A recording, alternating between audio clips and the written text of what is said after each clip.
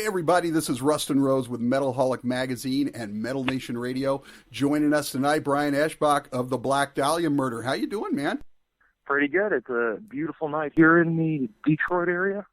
I've never had the good fortune of going to Detroit, and I've heard so many exciting things about it, and I'm a big hockey guy too, so I have to go see our nemesis, the Detroit Red Wings, play one of these days, but, Well, I will tell you what, even though they're your nemesis, they're wonderful athletes, and it is an experience to see wonderful athletes in front of those cheering them on. I bet. It's fun here for hockey season. Absolutely. I can't. So you should check it out sometime. Even if you're just coming over to cheer for your guys, come to Hockey Town.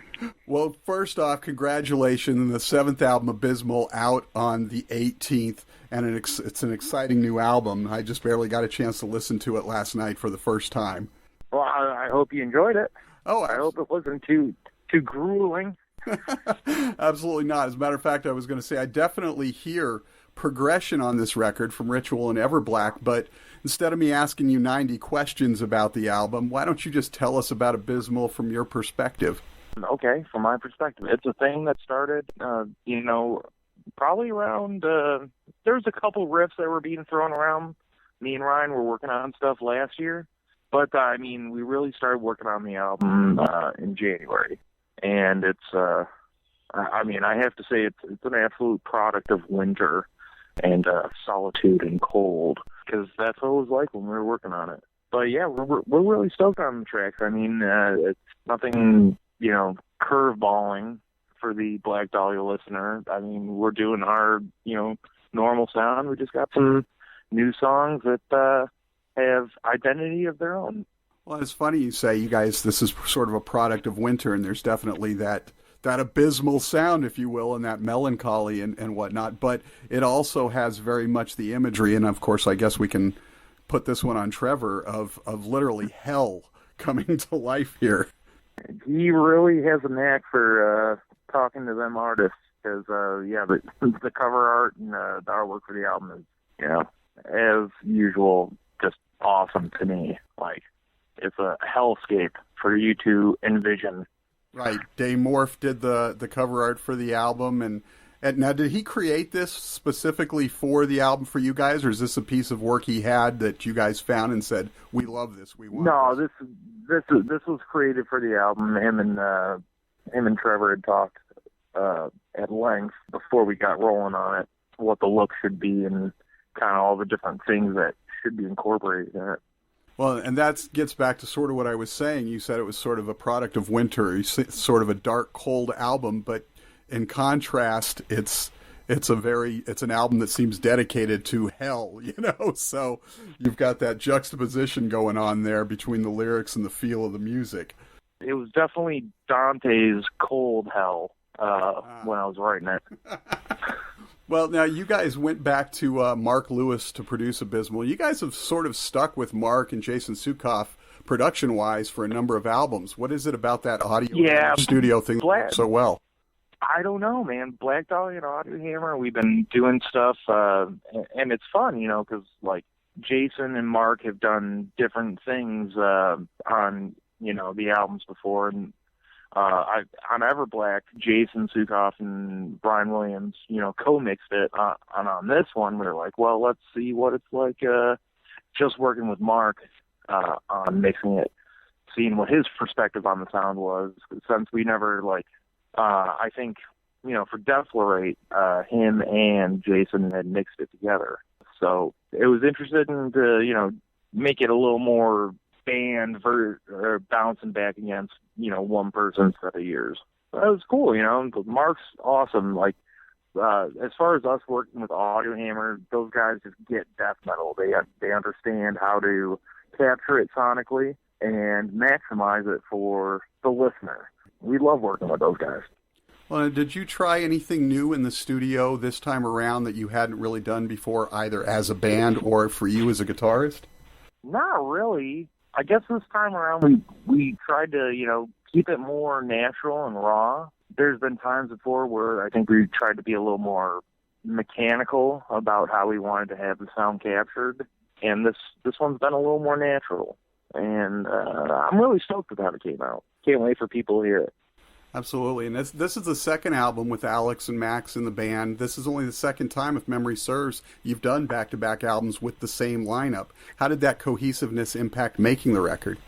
Yeah, this is the second time where we've had the same lineup, and, just everyone understands what they have to do and what, the song needs to sound like and all that sort of thing. So everyone's on the page. It's cool. Right. Now, as you said, you're all excited about the album, and who can blame you? And you guys all sort of write and bring stuff to the table. What are a couple of the things that you personally brought to this record that you're especially proud of, whether it was a particular riff, a melody, solos that you really smile when you hear? I like Stygiophobic just because it's kind of like pretty slow. Mm-hmm. I mean, in the spectrum of stuff we do, it might be the slowest song we ever did. But it's still heavy and sludgy, and like it was exciting to do just because we hadn't done anything like that before, and I think it came out great. And then, of course, you get to work with Ryan. I've always sort of wondered, because he's got a little different thing going on there, obviously. Working alongside him, does that sort of push you creatively?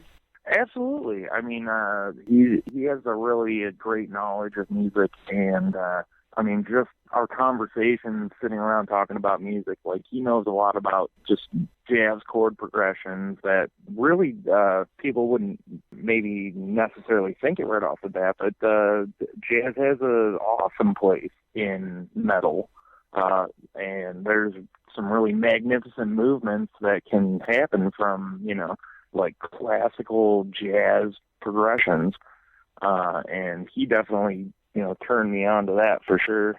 Where does your background, because I've never really had an opportunity to talk with you before, it's usually Trevor. Tell us a little bit about how your style came to be and where your background is sort of from musically. When my early years of playing music, like age 12 to maybe 16, I was very focused on like classic rock, like 1970s stuff, like Black Sabbath, Deep Purple especially. Like Richie Blackmore, to me, when I was a little kid, was like a god. Right. He still is. He's just, a weird old god now that no longer wears his wizard wardrobe, which I hope he'll bring back someday. But that was the stuff that I was really focusing on playing back then. And then, my later teens turned into, I got really into like Fat Records style, like punk rock stuff, like really fast, melodic shit. Mm-hmm. And then after that, I have an older brother. He's about 4 years older than me. We used to share a bedroom. When I was a little kid, he would listen to Cannibal Corpse, and it would scare the shit out of me. And then I caught up to him like right when I was going to college. I was like, oh, this stuff is great. And then I started listening to a bunch of like melodic death metal bands out of that, even though they're not necessarily a melodic death metal band. But I started listening to a lot of like death metal at that time. And shortly after that, the band started, and it's been a whirlwind up to this point. And you guys are getting ready to hit the road here shortly. How much of this new record are fans going to get to hear on the opening leg of the tour? Well, a fair chunk. We're not going to beat anyone across the brow with, too much new stuff, but there'll be a fair amount of new songs off of Abysmal, but we're also trying to put a good chunk of songs from Miasma in the next couple of tours, because it's its 10-year anniversary and all that. I was going to ask you about that. It's the 10-year anniversary. What are sort of your memories going back of making that record? When I think about making that record, I just think about Richmond, Virginia, because that's where we were when we were tracking it with Andreas Magnuson. Mm-hmm. And we were kind of like, for the month, we rented like a room in like a college house. Like the rest of the people that lived there were, going to the college there. And we would just kind of show up at the end of the night. And it was just neat. It was, we didn't go to college, so we were like, recording in this college city at that time, at the age when we should have been in college. And it was just interesting. And Richmond's got all those old Confederate, monuments everywhere. It's just a crazy little city. That's got to be one of the great things about getting to tour around is getting so much history of every place you get a chance to go. You know, it's not just about seeing the sights; it's sort of learning that background and what it's like everywhere. It's nuts when there's something that you've read about, you know, maybe your entire life, and then you just end up somewhere and you're looking at something that is a standing item, a monument that is preserved from some time. It's crazy. Well, I've been hiding out here for the last few years in, of all places, Boise, Idaho, which is where I'm going to catch you next month. It's a city many bands pass over. Do you find that smaller cities who get less chance to see you are more thankful and responsive than those you get to see once or twice a year? Well, we definitely notice that in towns that don't have a high frequency of shows, that the people that come out to the shows just have a little bit more spirit about the whole thing. Detroit is another city that, over the past 15 years, we've seen a large decrease in the amount of tour packages that'll come through town, just because they don't necessarily do the same numbers as other cities will. But people that love music still love music and always will. Well, we appreciate that you guys still come through here when you're on tour, and you're not one of the bands that slips by us. So I'll be looking forward to chatting with you in person when I see you next month. But before we get out of here, there seems to be a growing faction of metal musicians doing side projects or new bands these days that are outside of metal. I just got the one from Bill Steer's side project the other day that made me think of it from Carcass. If you were ever to do something different on the side besides metal, what genre might it be? What do you have a passion for beyond metal? Oh, I mean, I don't really have any sort of experience or, right to do the job, but I would love to, do music for television or film. Just music that you're writing, which is totally backwards from my experience, but okay, this is the feel and this is what's happening. Write music for that. I think that would be fun. Cool. That would be it's great when guitarists get a chance to do that because there's so much nuance to it. I was talking just the other day about, who was I talking to? Michael Romeo from Symphony X about doing just that sort of thing. So, oh, man. You're talking to the wizard himself. Yeah. So last question here, the pointless question of the week. Is there a TV show or series that you're like hopelessly addicted to, like binge watching? The embarrassing part is there's way too many to count. But, I mean, right now, around Camp Eschbach, we're watching Halt and Catch Fire's second season. That's just an interesting one because, we're all living on our computers and playing video games. And it's a show that chronicles, the world, or the start of that world. It's interesting. Nice. I'm going to have to check it out. I hadn't even heard of that one before. So, Brian Eschbach, The Black Dahlia Murder, the new album Abysmal, out September 18th, heading out on tour here at the end of the month. Thank you so much for taking a few minutes to chat with us and bring us up to date. And I look forward to touching base with you when you're here in town. Well, thank you for having me, and I want to thank your listeners for definitely going online right now and finding how they can secure their tickets for the show so that I can make headbang at them. Awesome, Brian. Again, thanks so much. I appreciate the time, and I'll see you next month, man. All right. Be well.